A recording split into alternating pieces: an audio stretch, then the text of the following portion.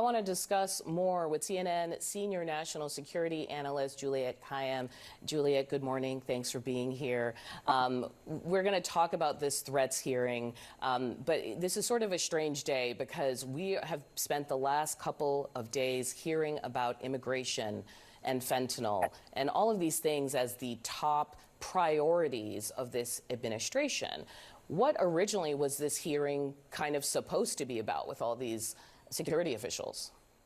Yes, this is an annual hearing in which the senior leaders of any administration go forward and directly and without a lot of drama tell the Senate Intel Committee in public and tell the American public what are the real threats against the United States and what might be a threat to our basically our safety and security. That has, and that goes to priorities. It's not a matter of, will we learn anything new? We know Russia is a threat. We know China is a threat.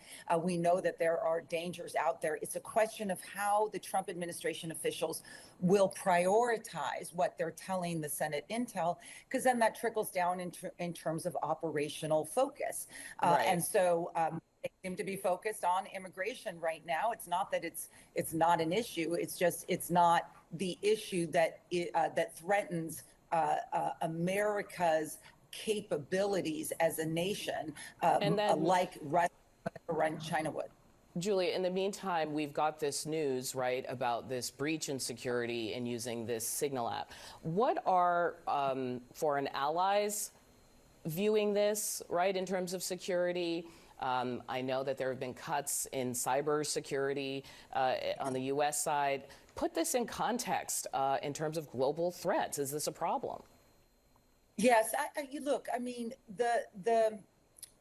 our strength is in the confidence other nations have in our capabilities and the personnel who run those capabilities, as much as it does with fear by our enemies that we might do something. Trump and his administration are good with fear. That is their sort of strategy.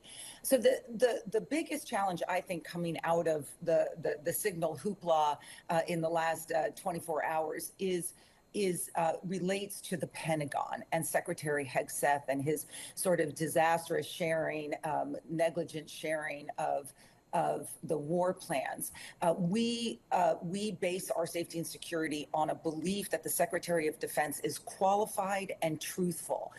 There are serious questions, and I would say I have tremendous doubts about both of those. He lied aggressively yesterday about what happened in the Signal chat, and we already knew that he was not qualified for this position, barely got through, had professional limitations, personal baggage, and I think that will not only permeate with our allies, it permeates within the Pentagon. We have reported that his focus on DEI, that's been his only focus, it seems, to date.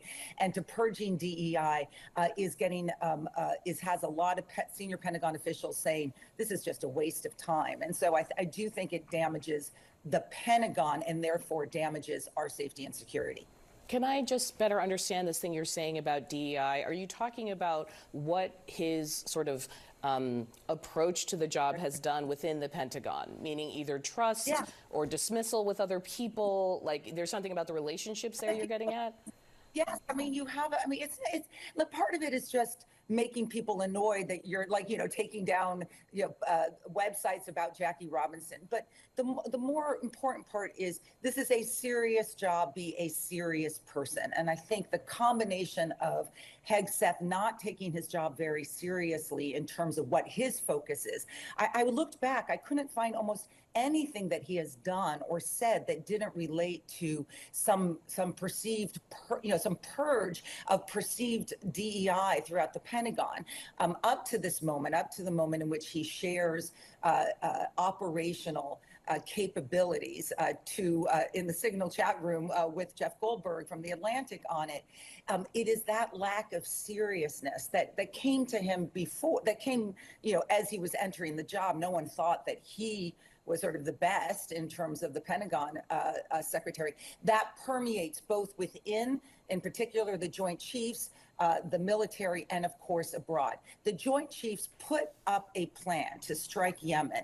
They share it with the Secretary of Defense because of civilian oversight and check, and he puts it out there for people that not only, I mean, this is what people are missing, not only like, is it on a signal text exchange, that information didn't really need to be shared with that group of people anyway. Even if they had been in the Situation Room, the Joint Chiefs rely on the capability and the stability of the Secretary of Defense, and that hurts our safety and impacts the threat environment.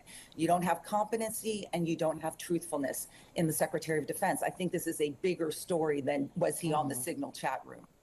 That's CNN senior national security analyst Juliette Kayyem. Thank you.